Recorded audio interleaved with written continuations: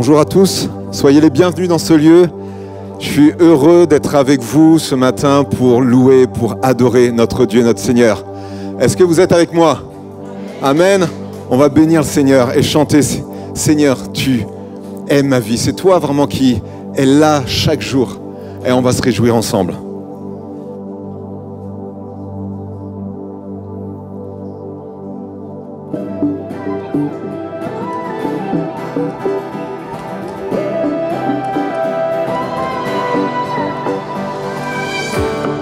La nuit tombée, l'angoisse surgit, sans fin tu m'appelles.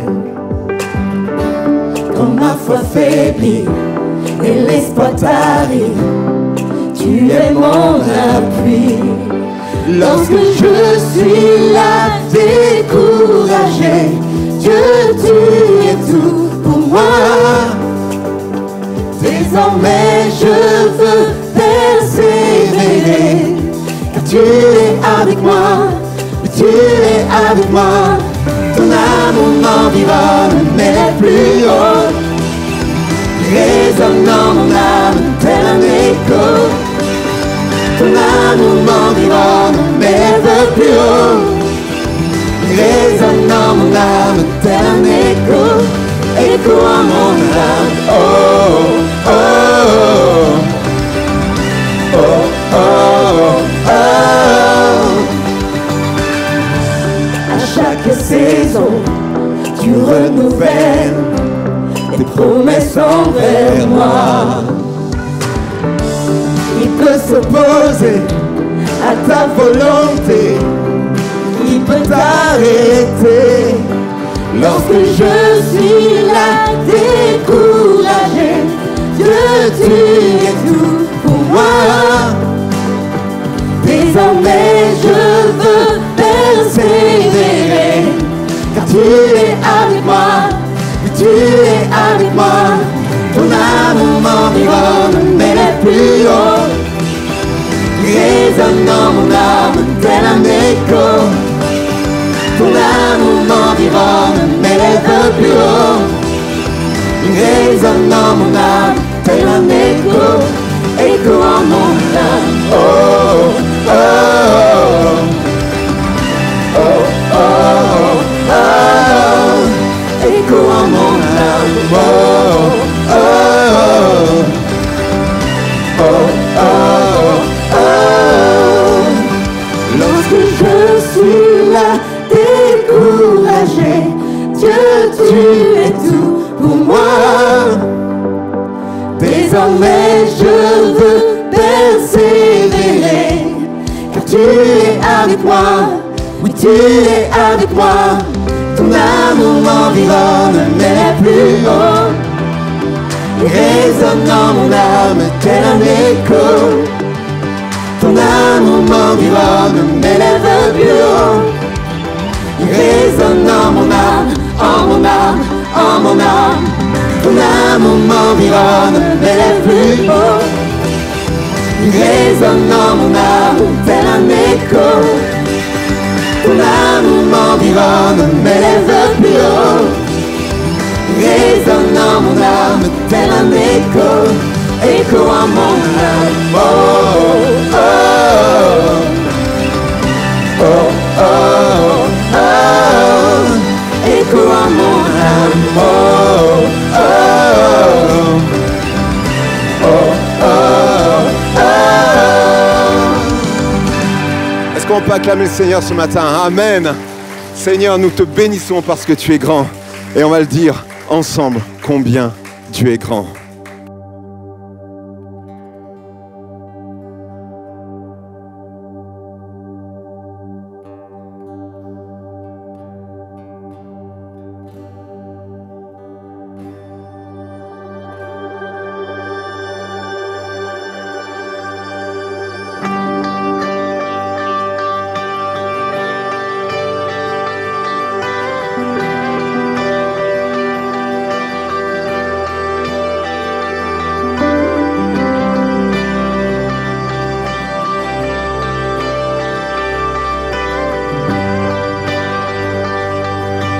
On y va ensemble?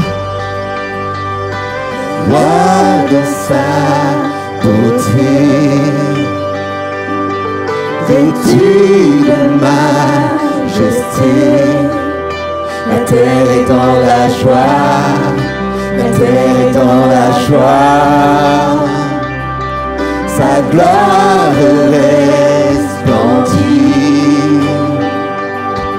L'obscurité s'enfuit au son de sa voix, au son de sa voix. Combien Dieu est grand, chantons-le combien Dieu est grand, et tous verront combien Dieu est grand.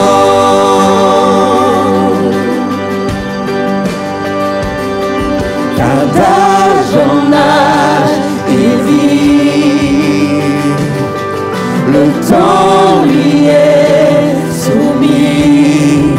Commencement et fin, commencement et fin. Céleste Trinité, Dieu d'éternité, il est l'agneau divin, il est l'agneau divin. Combien Dieu est grand, chantons-le combien Dieu est grand, et tous verront combien Dieu est grand.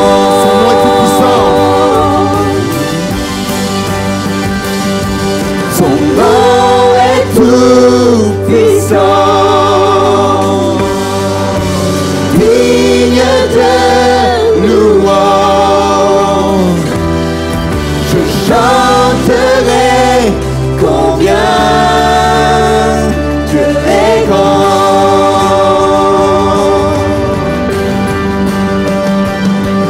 Son nom est tout puissant, digne de louange. Je chanterai combien Dieu est grand.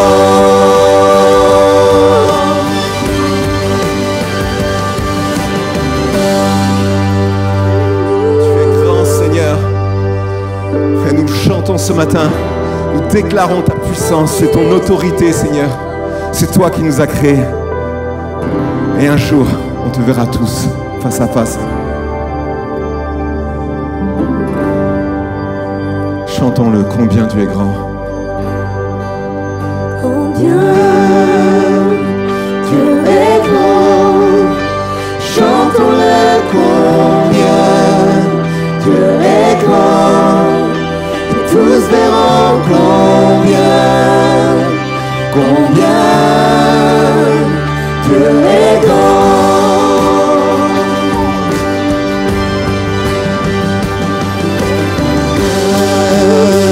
Dieu est grand, chantons-le combien Dieu est grand, et tous verront combien Dieu est grand.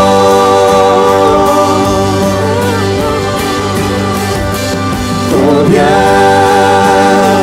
Dieu est grand, chantons-le combien Dieu est grand, et tous verront combien Dieu est grand. Ensemble, chantons-le. Combien Dieu est grand, chantons-le combien Dieu est grand, et tous verront combien Dieu est grand. Ensemble. Dieu est grand, chantons chantons-le combien Dieu est grand, et tous verront combien Dieu est grand. Seigneur, tu es grand, Seigneur. Alléluia. Amen. Et lorsqu'on est au pied de la croix, c'est là où on peut vraiment déverser son cœur et dire Seigneur, combien tu es grand, combien tu es puissant et glorieux, combien tu vas faire de grandes choses dans ma vie. Est-ce que vous le croyez? Est-ce que Dieu va faire de grandes choses dans votre vie? Déclarez-le. N'ayez pas honte, n'ayez pas peur de le déclarer dès maintenant à votre frère, à votre sœur, combien Dieu, mon Dieu, est grand. Les personnes qui vont préparer la Sainte Seine puissent s'approcher dès maintenant. On va chanter ce chant qui dit Seigneur, c'est mon cœur avec ton cœur. Et nous voulons nous approcher plus de Dieu encore. Écoutez la voix du Saint-Esprit lorsqu'il nous parle. Seigneur, je plie le genou, j'abandonne tout. Si tu gardes encore quelque chose dans ta vie, c'est le moment d'abandonner, le moment de dire Seigneur, maintenant j'abandonne tout. Je suis ton enfant et je veux faire ta volonté.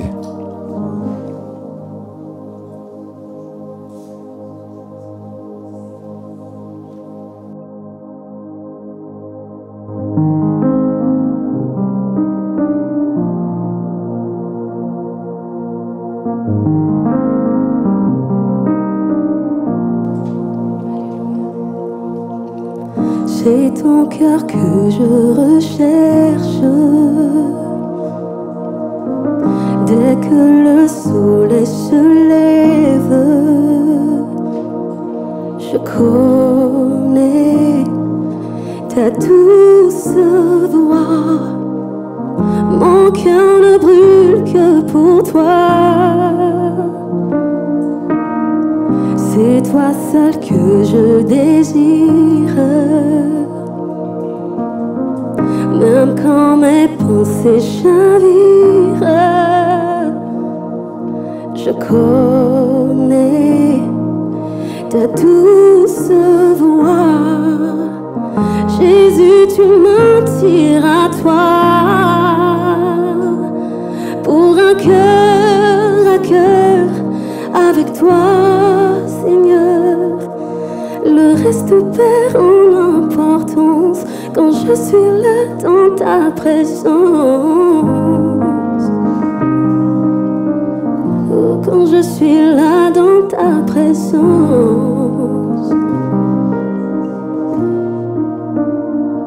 Dans tes bras.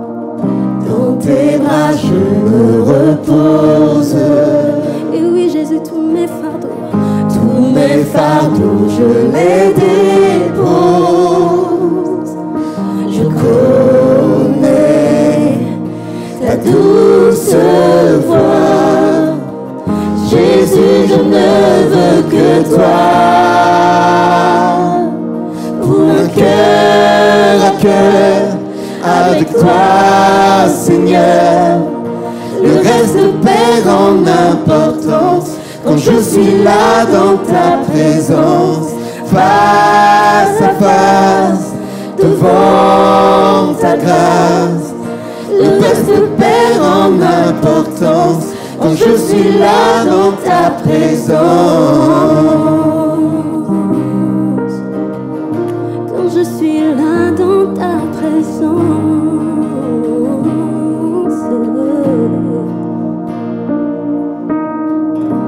Je plie le genou, j'abandonne tout. Le seul désir de mon cœur, c'est ton cœur. Je plie le genou, j'abandonne tout. Le seul désir de mon cœur, c'est ton cœur. Je plie le genou, j'abandonne tout. Le seul désir de mon cœur, c'est ton cœur. Je plie le genou. Je plie le genou, j'abandonne tout. Le seul désir de mon cœur, c'est ton cœur.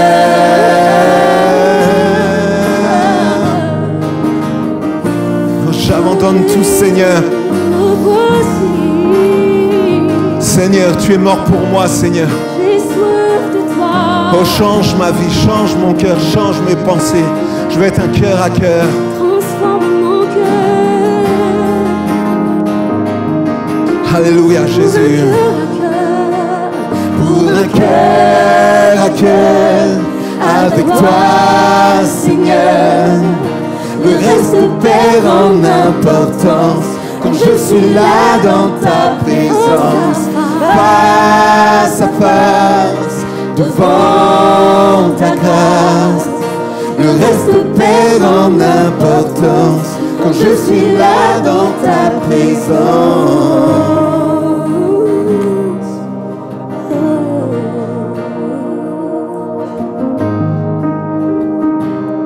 Me voici.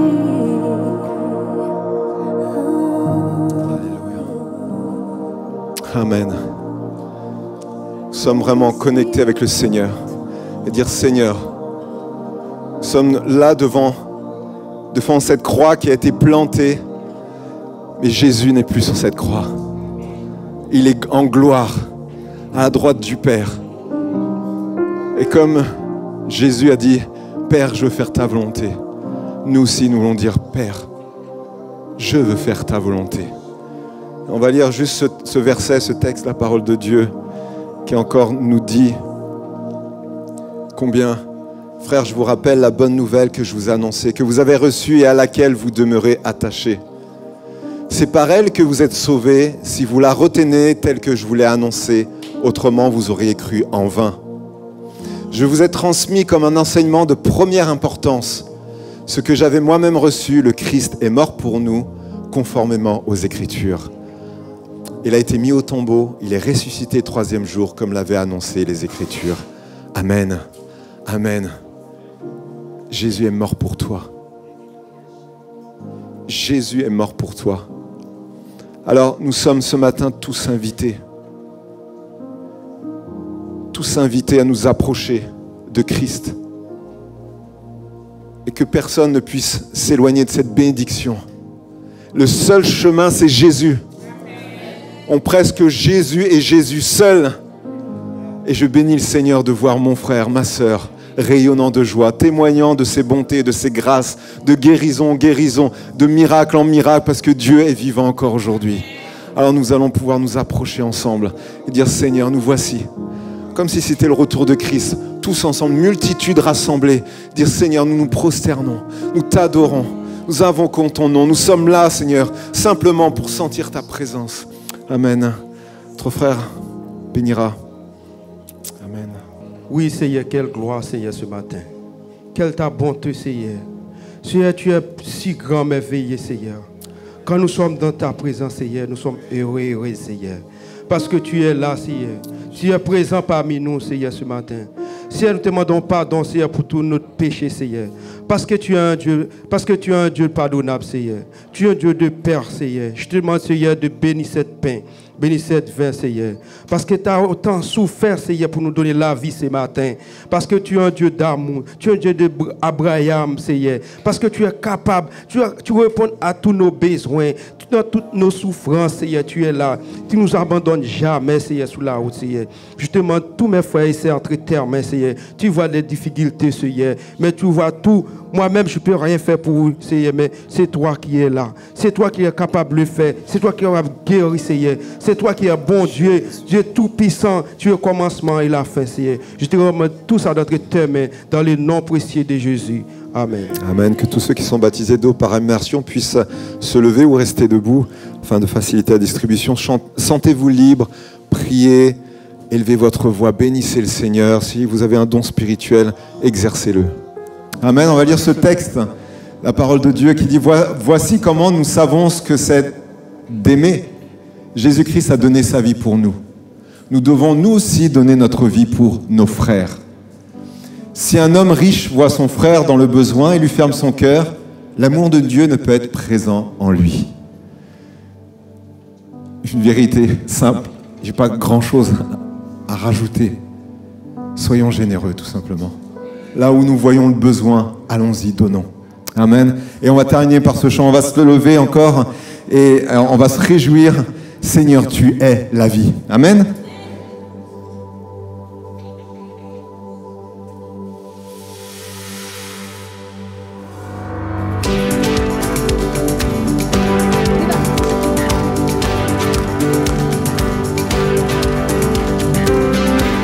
En ton nom, nous avons trouvé la vie éternelle.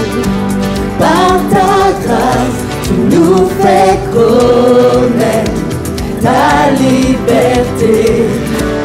Tu as tracé le chemin pour nous. Par ton amour, tu es la vie. Je vis dans la lumière de mon Sauveur. Je danse dans son amour pour toujours. Je chante comme si je marchais sur l'eau. Tu es la vie, tu vis en moi. Sur un ciel gris, ta lumière jaillit de mille couleurs vives. Par ta vie, oui, tu nous conduis de toute la terre voir. Tu as tracé le chemin pour nous. Par ton amour, tu es la vie. Je vis dans la lumière de mon Sauveur. Je danse dans son amour pour toujours. Je chante comme si je marchais sur l'eau. Tu es la vie, tu vis en moi. Je donne ma vie pour te suivre, car ton amour seul me suffit. Tu es la vie,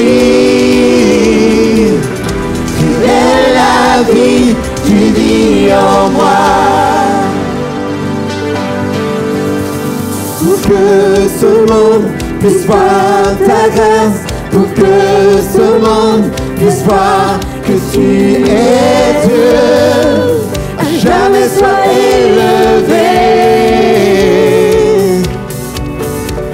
Celui qui tient tout l'univers et chaque cœur qui bat sur toute la terre. Jésus, sois élevé. Tu es la vie. Je vis dans la lumière de mon Sauveur. Je danse dans son amour pour toujours. Je chante comme si je marchais sur l'eau. Tu es la vie, tu vis en moi. Je donne ma vie pour te suivre, car ton amour seul me suffit. Tu es la vie, tu es la vie, tu vis en moi.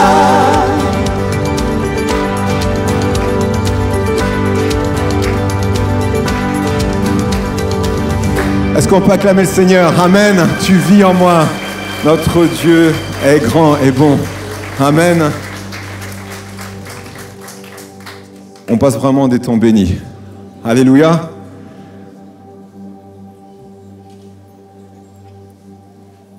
Nos frères vont terminer de passer et que vraiment Dieu maintenant souffle sur sa parole. Que Saint-Esprit vraiment parle à notre cœur. Est-ce que vous avez une parole pour vous, pour chacun? Si tu ouvres ton cœur, Dieu va te parler.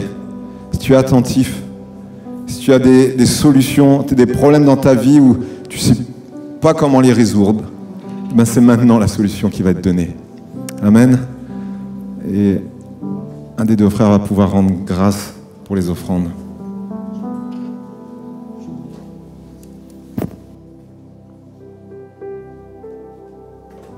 Oui, Père, merci pour la grâce que tu nous fais de te connaître. Merci pour la vie éternelle que tu nous donnes en Jésus-Christ. Merci pour ton sacrifice à la croix, Seigneur. Oui, Seigneur, tu es le Dieu plein d'amour, de bonté et de miséricorde. Il n'y a pas de plus grand amour que de donner sa vie pour ses enfants. Seigneur, tu as donné ta vie pour nous, Seigneur. Nous t'en sommes infiniment reconnaissants et nous te bénissons. Père, je viens bénir ces offrandes, cet argent que tes enfants ont mis à côté, Seigneur, pour l'avancement de ton œuvre dans cette église de Nantes-Pontereau. Seigneur, bénis toutes les mains, Seigneur, qui ont donné. Bénis, Seigneur, toutes les personnes qui contribuent d'une façon ou d'une autre, Seigneur, à l'avancement de ton œuvre à Nantes-Pontreau. Seigneur, rends-le au centuple, Seigneur. Bénis aussi ceux qui traversent par des moments difficiles, Seigneur, qui ne peuvent pas financièrement. Seigneur, bénis-les afin que prochainement, Seigneur, dans les prochaines fois, qu'ils puissent aussi donner pour l'avancement de ton œuvre. Nous te louons, nous te bénissons, Seigneur. Nous laissons aussi la parole qui sera apportée par ton serviteur entre tes mains. Que l'Esprit Saint, Seigneur, parle à nos cœurs, dispose nos cœurs pour que nous puissions recevoir, Seigneur, le message que tu as à nous donner ce soir, ce midi, Seigneur, parce que ta parole est la vie. Ta parole est la vie éternelle, Seigneur. Vers qui irions-nous d'autres, Jésus? C'est toi la source d'eau vive. C'est toi qui as les paroles de la vie éternelle. Béni soit ton Saint-Nom, Père, dans le nom de Jésus. Amen.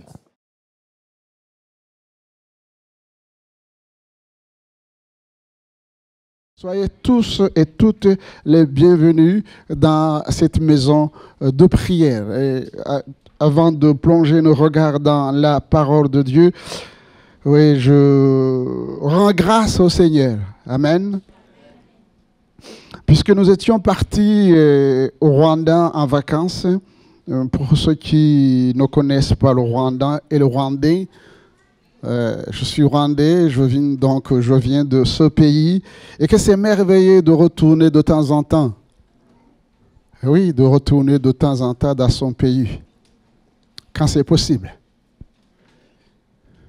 Parce qu'on ne peut pas, il faut être fier de ce que nous sommes en Christ, mais on est français, on est belge, on est suédois, on est américain, on est tchadien, on est rwandais.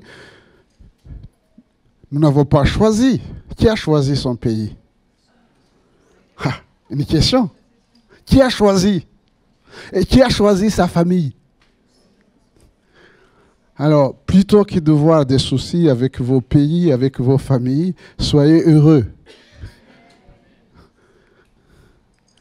Vous n'avez pas choisi, il y a quelqu'un qui a choisi pour vous. C'est Dieu. Et ce qui me réjouit donc en retournant au Rwanda, c'est parce que le climat est beau. Mais c'est de voir des hommes, des femmes aller louer le Seigneur. Les voir à pied courir, aller dans la maison de Dieu. Et quand on voit la pauvreté de ces gens, mais comment par centaines, par milliers, ils vont dans les différentes églises. Plaise à Dieu que la parole de Dieu soit prêchée partout. Et vous savez très bien, si vous avez l'habitude de plonger vos regards dans les Écritures, c'est la seule condition pour moi, quand cette parole sera prêché partout, alors le Fils de l'homme reviendra. Amen. Si nous aspirons au retour de notre Seigneur et Sauveur Jésus, alors, chers frères et sœurs, prions pour que l'Évangile puisse toucher toutes les nations, toutes les couches sociales. Cela ne veut pas dire que tout le monde va se convertir, mais au moins, chacun aura entendu l'Évangile. Amen.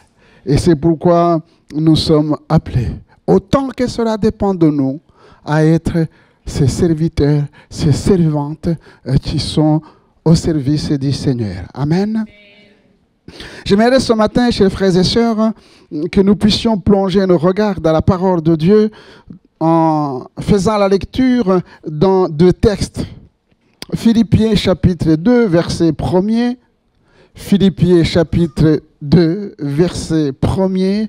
Et nous irons après dans l'épître de Jean. Philippiens chapitre 1er. Si donc il y a quelque consolation en Christ, s'il y a quelque soulagement dans la charité, s'il y a quelque union d'esprit, et s'il y a quelque compassion et quelque miséricorde, rendez ma joie parfaite, ayant un même sentiment, un même amour, une même âme, une même pensée.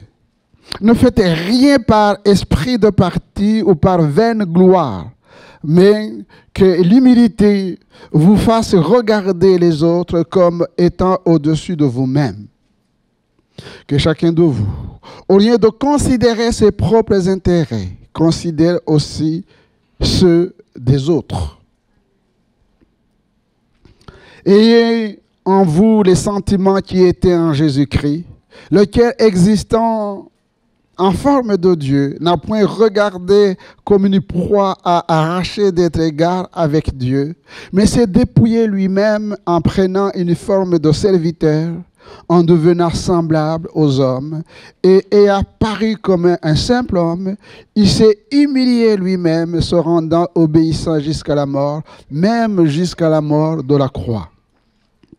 C'est pourquoi aussi Dieu l'a souverainement élevé et lui a donné le nom qui est au-dessus de tout nom, afin qu'au nom de Jésus, tout genou fléchisse dans les cieux et sur la terre et sous la terre, et que toute langue confesse que Jésus-Christ est Seigneur, à la gloire de Dieu le Père.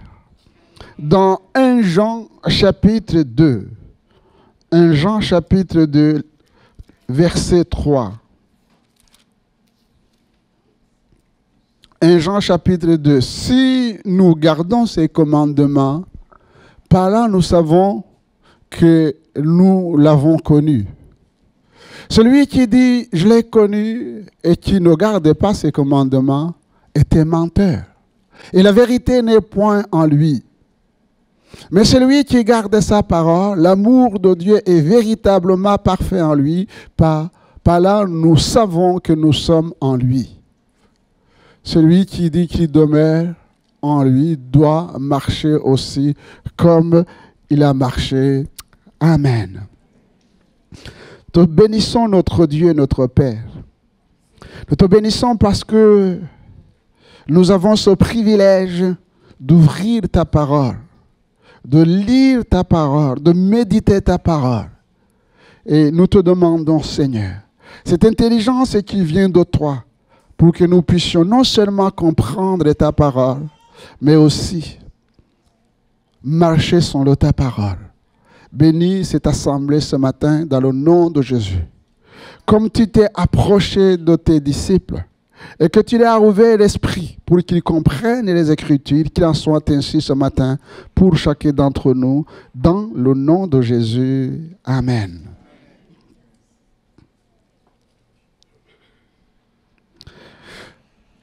J'aimerais ce matin laisser sur votre cœur l'importance de l'humilité. L'humilité. L'humilité, une clé incontournable sur le chemin de l'obéissance. Alors, on ne va pas faire un sondage pour savoir si vous êtes humble. Mais je pense qu'en méditant la parole de Dieu maintenant et chez vous, vous pouvez comprendre que c'est extrêmement important d'avoir cette qualité, l'humilité. Si nous disons que Jésus est notre Maître, que Jésus est notre Seigneur, qu'il est Dieu, comme la Bible le dit, au commencement, Dieu, au commencement était la parole, et la parole était avec Dieu, et la parole était Dieu. Là, il est question de Jésus. Au commencement était la parole, et la parole était avec Dieu, et la parole était Dieu. Alors, si nous comprenons que Jésus est Dieu, nous sommes aussi invités, chers frères et sœurs, à devenir les imitateurs de Christ, particulièrement dans son humilité qu'il a conduit sur le chemin de l'obéissance, mais dans l'obéissance à toute chose. Obéissance à toute chose. L'humilité conduit à l'obéissance. Vous savez que le contraire de l'humilité, c'est l'orgueil. C'est pourquoi je n'ai pas posé la question de savoir si vous êtes orgueilleux. J'ai posé la question si vous êtes humble. Ça passe mieux. Parce que je ne vais pas vous insulter. Mais chacun a compris quand même. Pourquoi nous disons, chers frères et sœurs, que Jésus était humble? Jésus qui est de condition divine, d'essence divine, il n'a pas regardé son égalité avec Dieu. La Bible nous dit comme un butin à préserver. Comme quelque chose sur la terre, il s'est accroché pour rester Dieu. Mais la Bible nous dit qu'il s'est dépouillé lui-même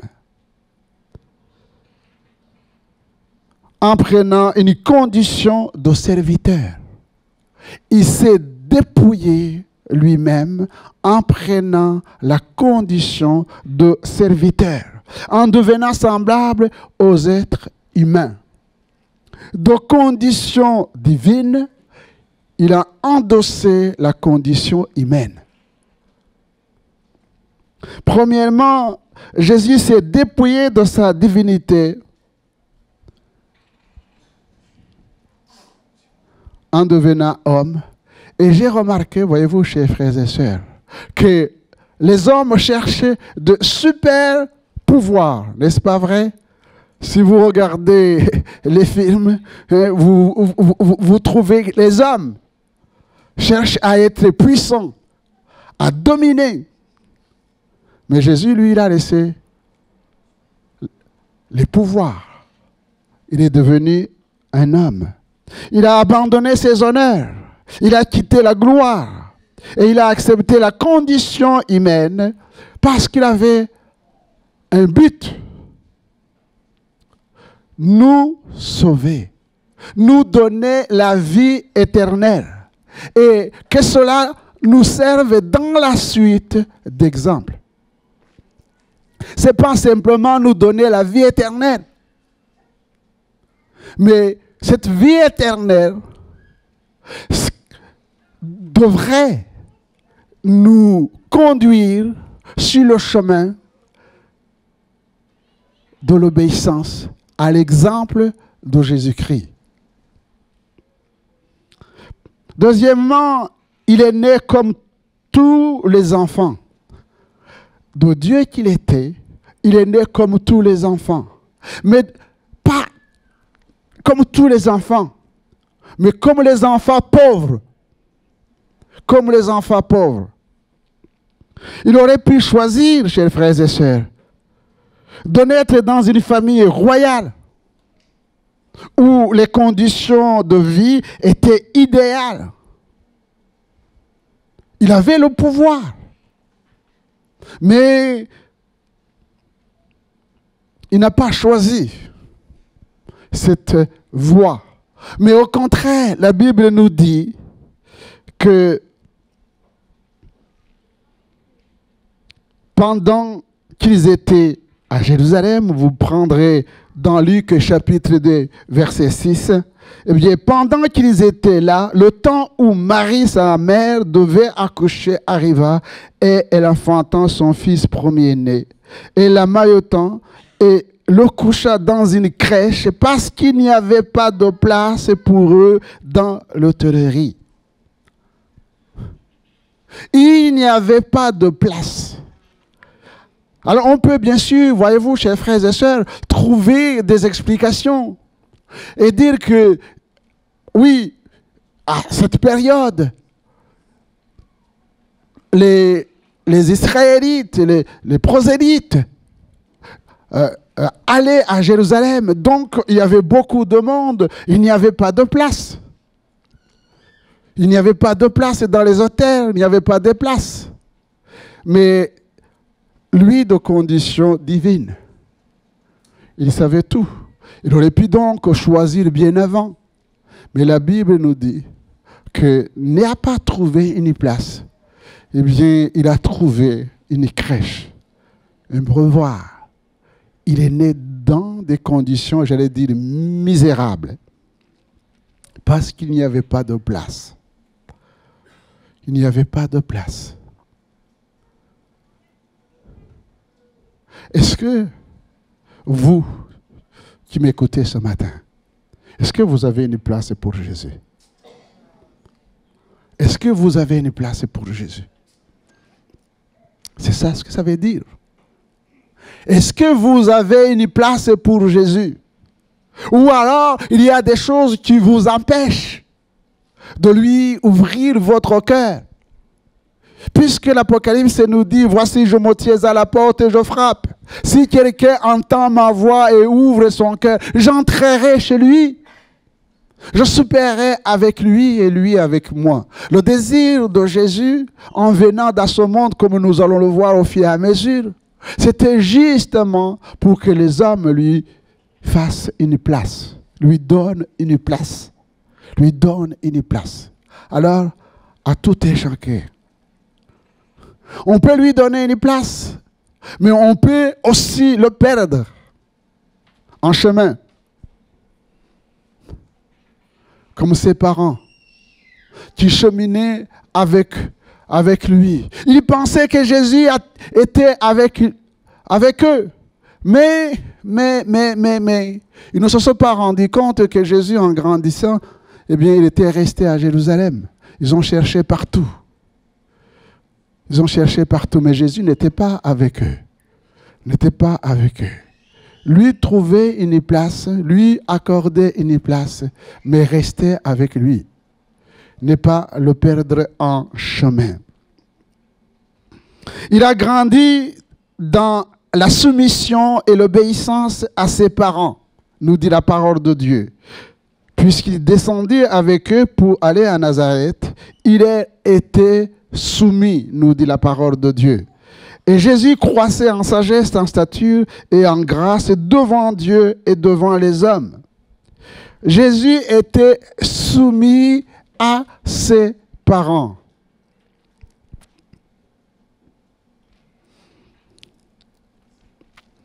Soumis.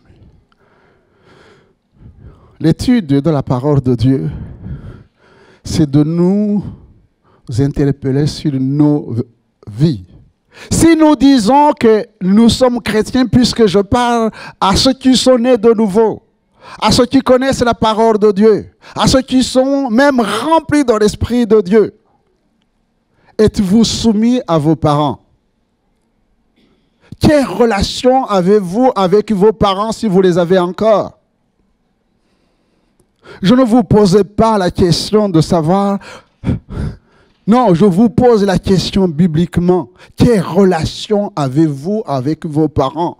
Si vous venez, ça fait 1 an, 2 ans, 10 ans, 20 ans.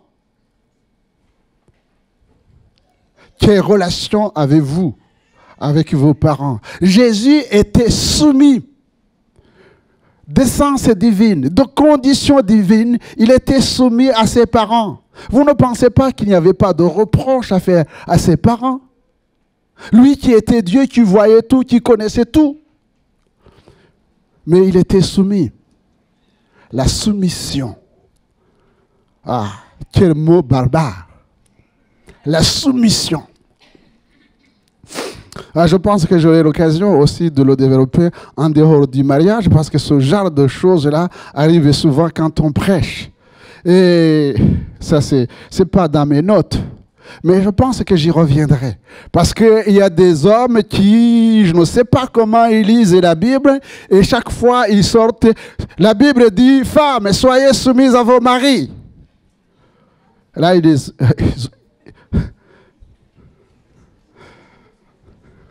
oh bon, si vous n'avez jamais entendu ça, si vous êtes marié, c'est que votre mari, il est spirituel. Soyez soumises à vos maris. Eh bien, femmes, répondez à votre mari. Oui, je vais être soumis si vous m'aimez comme Christ a aimé l'Église. Mais c'est ça ce que ça veut dire. C'est ça ce que ça veut dire. Je ne vais pas me soumettre à un homme qui ne se soumet pas à Dieu. Ah oui, mais vous avez été mariés bibliquement. Mais ça veut dire que marier bibliquement si vous ne suivez pas la Bible. Si vous ne mettez pas en pratique la parole de Dieu. Eh bien, Marie, si vous aimez vos femmes comme Christ a aimé l'Église, eh bien, ces femmes seront soumises. Puisque si vous notez ceux qui étudient la Bible, avant de parler de femmes, soyez soumises, le verset qui précède, je ne dis pas pour que vous puissiez aller chercher, eh bien, la Bible dit, soumettez-vous les uns aux autres. Soumettez-vous les uns aux autres. Parce qu'avant de trouver un mari, une épouse, j'expose que quand vous êtes chrétien, vous allez chercher un mari chrétien ou une femme chrétienne, une jeune fille chrétienne ou un mari chrétien, un homme chrétien. Donc ça veut dire qu'il est soumis à Dieu et qu'il a appris à se soumettre les uns aux autres. Ça ne sera pas difficile, même arriver à la maison, à vous deux, d'être soumis les uns aux autres. Revenons sur notre texte. Jésus était soumis. Voyez-vous, chers frères et sœurs, ce qui fait tort à l'évangile, c'est notre manière d'être, c'est notre manière de nous comporter. Si nous sommes en tension avec nos parents qui ne connaissent pas Dieu, alors que nous connaissons Dieu, que Dieu nous a appelés à être des lumières, nous sommes en tort. Et ces parents ne viendront pas à Christ. Nous devons les aimer comme Christ nous a aimés. Il était soumis parce qu'il était humble. Parce qu'il était humble. Il était humble. Alors, je conseille à quelqu'un ici ce matin de reprendre la relation avec ses parents. De reprendre la relation brisée. De reprendre la relation brisée. Ce n'est pas aux parents de téléphoner, mais c'est à toi. C'est à toi. Parce que tu connais la vérité. Laisse l'orgueil de côté. Revêt-toi d'humilité et restaure la relation brisée.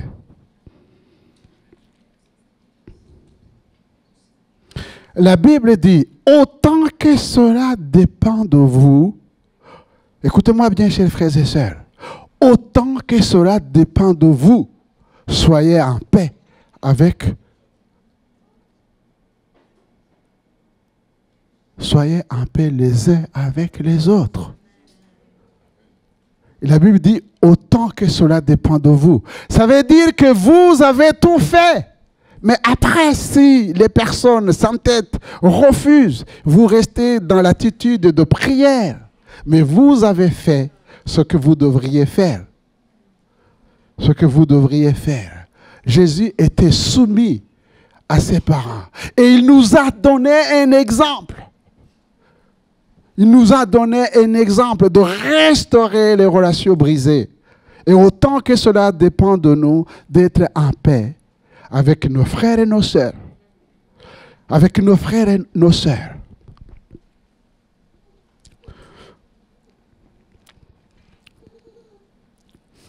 Si plus j'avance dans l'âge, plus j'avance dans le ministère, plus je me rends compte que le problème, c'est l'Église. Vous allez me dire, mais ce pasteur, qu'est-ce qu'il a mangé chez lui? Oui, je trouve que le problème, c'est nous, chers frères et sœurs. Parce que nous nous comportons comme le monde. Nous voulons faire comme le monde. L'Église cherche à s'identifier au monde. Alors que nous sommes appelés à être hors du monde, à être comme Christ. Est-il possible que nous puissions tolérer, accepter des divisions, des insoumissions dans l'Église et les gens se confrontent et se cassent? Ils sont chrétiens. Ils ne s'aiment pas. Ils se haïssent. Il y a des jalousies. Et nous disons que nous sommes lumière du monde. Quelle lumière! Quelle lumière! On vient, on chante, on danse, mais ça ne va pas. Comment voulez-vous que le monde connaisse Jésus-Christ? si nous sommes comme ça. Christ a réussi la mission que le Père lui a confiée parce qu'il était soumis à son Père. Il était humble et il a obéi dans toutes les voies. Il est grand temps que nous puissions laisser l'Esprit de Dieu nous changer et devenir véritablement des hommes et des femmes de Dieu.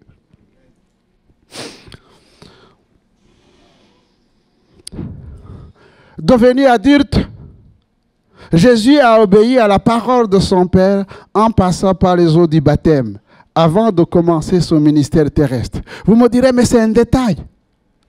Mais si Jésus l'a fait, si devenu adulte, alors que lui, il n'avait pas commis de péché. Normalement, on se baptise parce qu'on a accepté Jésus comme Seigneur et Sauveur personnel, parce qu'on a été convaincu de péché, qu'on a demandé pardon pour nos péchés et que désormais, on s'engage sur la voie de l'obéissance. Mais Jésus n'avait pas commis de péché, il était Dieu. Mais la Bible nous dit que même Jean-Baptiste, qui avait l'Esprit de Dieu, qui avait le discernement, qui savait que Jésus n'avait pas commis de péché, il a refusé de le baptiser. Eh bien, qu'est-ce qui va se passer? La Bible nous dit que Jésus va dire à Jean-Baptiste, « Laisse faire maintenant, car il est convenable que nous accomplissions ce qui est juste. » Laisse maintenant, car il faut que nous accomplissions ce qui est juste. Alors je vous pose la question. Qu'est-ce qui est juste? Qu'est-ce qui est juste? Jean-Baptiste, c'était un homme intègre. C'est un homme qui était au service de Dieu. Il s'oppose à Jésus. Il dit non, tu n'as pas besoin d'être baptisé. Mais Jésus l'a fait. Jésus l'a fait pour nous donner un exemple. Pour nous montrer que c'est important. Que ce qui est juste, c'est ce que Dieu aime et ce que Dieu approuve. Voilà ce qui est juste. Si vous êtes ici, que vous êtes né de nouveau, non, pas né de nouveau, mais que vous vous posez des questions, s'il faut donner votre vie au Seigneur, eh bien, ne tardez pas. Ne tardez pas. Faites ce qui est juste et allez jusqu'au bout. La Bible nous dit que donc, cela a ouvert la porte au ministère. Au ministère. On voit les détails de Jésus enfant, obéissant à Dieu, obéissant à ses parents, maintenant obéissant à toute la parole de Dieu et avant de servir le Seigneur, son Père, rempli de l'Esprit de Dieu, et il nous dit pourquoi il est venu et pourquoi nous aussi, en tant qu'Église, nous sommes ici-bas. Rempli de l'Esprit du Saint-Esprit, Jésus déclara qu'il est venu annoncer la bonne nouvelle aux pauvres. Car la Bible dit aux pauvres, ce n'est pas pauvre matériellement. Parce que même les riches sont pauvres. Vous êtes d'accord avec moi? Même les riches sont pauvres. Même les intellectuels sont pauvres.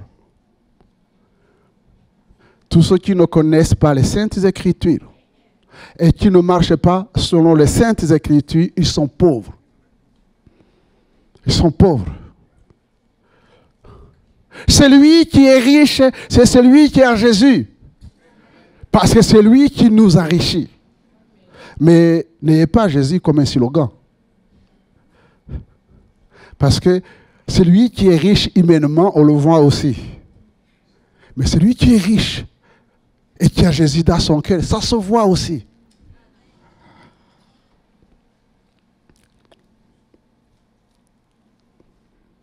Annoncer, c'est ça. Nous sommes appelés à annoncer la bonne nouvelle à toute la création. Tu es appelé, chacun d'entre nous, à un message. Et ce message a fait de lui le messager de l'évangile. Guérir ceux qui ont le cœur brisé, proclamer aux captifs la délivrance, aux aveugles le recouvrement de la vue, et renvoyer libres les opprimés, publier une année de grâce, dit Seigneur. Amen. Voilà ce que chacun d'entre nous est appelé à vivre, mais aussi à partager. Quand Jésus est venu instaurer ce règne, eh bien, il n'est pas venu juger le monde ni condamner le monde. Il y a des chrétiens qui se frappent toute la journée, chaque jour, la poitrine. Pauvre pécheur, pauvre pécheur. C'est écrit où dans la Bible que nous devons nous frapper la poitrine en disant que nous sommes des pauvres pécheurs. Nous sommes pécheurs, mais nous avons été pardonnés. Vous vous imaginez si je dois vivre tous les jours sous la culpabilité, comme si je ne suis pas pardonné. Je suis pardonné, je suis affranchi, je suis libre. Amen. Je suis un homme, une femme libre, affranchi du péché. C'est pas, ça c'est une fausse humilité. Une fausse humilité. Je suis délivré. Il faut le proclamer. Parce que Jésus vit en moi. Je suis devenu une habitation de Dieu. Alors comment habitation de Dieu, Jésus vivant en moi, eh bien il peut cohabiter avec le diable? Est-ce possible, chers frères et sœurs, que Jésus et le diable peuvent cohabiter dans un cœur? Non. Justement, quand Jésus est venu, il a mis le diable dehors. Ses démons, ses péchés, toutes ces choses, il l'a nettoyé, lavé, purifié, sanctifié. Il a pris notre cœur et il règne dans nos cœurs, dans mon cœur. C'est ça le ministère de Jésus. C'est ça le ministère de Jésus. Voyez-vous, Jésus était populaire, puissant en parole et en action. Il a refusé d'être couronné roi d'Israël et de dominer le monde. Parce que ce règne n'était pas terrestre, mais céleste. Il ne s'est pas enrichi, mais il a enrichi les autres. Amen. Jésus ne s'est pas enrichi. Mais il a enrichi les autres.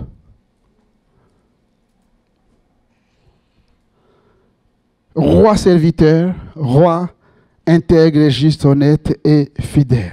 Et je termine par le summum de l'humilité et de l'obéissance. Eh bien, le summum de l'humilité et de l'obéissance, c'est quand Jésus a accepté d'aller à la croix.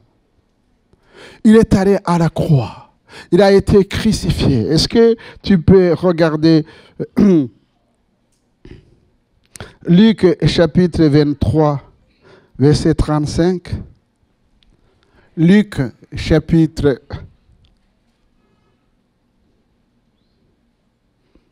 23, verset 35. On va faire jusqu'au verset 47. Le peuple se tenait là et regardait. Les magistrats se moquaient de Jésus, disant, « Il a sauvé les autres, qu'il se sauve lui-même, s'il est le Christ, l'élu de Dieu. » Les soldats aussi se moquaient de lui, s'approchant et lui présenta du vinaigre. Il disait, « Si tu es le roi des Juifs, sauve-toi toi-même. » Il y avait au-dessus de lui cette inscription, « Celui-ci est le roi des Juifs. » L'un des malfaiteurs crucifiés l'injuriait, disant, « N'es-tu pas le Christ? Sauve-toi toi-même et sauve-nous. » Mais l'autre le reprenait et disait, « Ne crains pas, ne crains-tu pas Dieu, toi qui subis la même condamnation? Pour nous, c'est justice, car nous recevons ce qu'ont mérité nos crimes. Mais celui-ci n'a rien fait de mal. » Et il dit à Jésus, « Souviens-toi de moi quand tu viendras dans ton règne. » Jésus lui répondit, « Je te le dis en vérité, aujourd'hui tu seras avec moi dans le paradis. » Il était déjà environ la 6e heure et il y eut des ténèbres sur toute la terre jusqu'à la 9e heure. Le soleil s'obscurcit et le voile du temple se déchira par le milieu. Jésus s'écria d'une voix forte, « Père, je remets mon esprit entre tes mains. » Et en disant ces paroles, il expira. Le centenier voya ce qui était arrivé, glorifia Dieu et dit, « Certainement, cet homme était juste. » Voyez-vous, chers frères et sœurs, pourquoi je dis que Jésus s'est humilié. En quittant sa condition divine, il savait qu'il allait passer par la croix. Il le savait. Quelle souffrance! Mais il savait que c'était le seul moyen de sauver l'humanité de sa perdition. Et il est allé jusqu'au bout, pour toi, pour moi. Et j'aimerais insister sur cet aspect de révélation et d'humilité. Ce n'est pas une question de connaître le Seigneur pendant des années, parce que nous avons l'exemple même, Jésus qui est roi des rois, condamné comme un malfaiteur, crucifié au milieu des brigands. Voilà la place de Jésus pour toi, pour moi. Mais ce qui est merveilleux, c'est qu'il est allé jusqu'à la croix pour même annoncer l'évangile à la croix. Parce que deux brigands à qui on offre la voie du salut, comme quoi, et c'est ça qui est merveilleux avec l'évangile, n'est jamais forcer les gens. Si les gens m'avaient forcé, je ne me serais jamais converti. Parce qu'en aucun cas, la Bible ne nous dit pas de faire pression aux gens, de les pousser, de les forcer, jusqu'à même à les condamner, non. Vivez simplement l'évangile, annoncez l'évangile. Les gens se convertiront et ceux qui ne se convertiront pas, ce sera le choix. Deux brigands au contact de Jésus. Vous pensez que celui qui a refusé la conversion, Christ l'a piégé? Non. Ils ont entendu tous les deux le même message, mais il y avait un qui était humble, qui a reconnu son péché. Il a confessé en disant, c'est juste nous qu'on soit pendus à cause de nos crimes. Mais lui, il est innocent. Ah, où est-ce qu'il avait lu? C'est un brigand. C'est un brigand. Comment il a su que Jésus était innocent? Méditez ça à la maison. Comment tout d'un coup, là, il n'a pas ouvert la Bible? Il ne fréquentait pas les églises. Le brigand ne fréquentait pas les églises. Sinon, il ne serait pas crucifié. Mais il a su que Jésus était innocent. Et comment il a su que lui, ils sont pendus? Comment il a su que Jésus allait surmonter la mort? Parce qu'il dit, souviens-toi de moi quand tu reviendras dans ton règne. Souviens-toi de moi. Ça, c'est plus que les cours de théologie, ça. Souviens-toi de moi. Et c'est à ce moment-là que Jésus va lui donner cette assurance. Non, je ne me souviendrai pas de toi quand je reviendrai dans mon règne, puisque maintenant, tu commences à régner avec moi. Aujourd'hui, tu seras en paradis avec moi.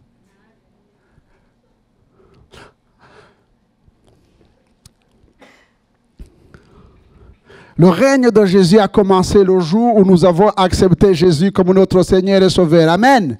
Nous régnons maintenant avec le Seigneur. Si vous n'êtes pas en Christ maintenant, il ne faut pas attendre la mort que vous serez en Christ après la mort. C'est ceux qui sont en Jésus-Christ maintenant qui vivront éternellement avec lui. C'est ça la vie éternelle. C'est ça la vie éternelle.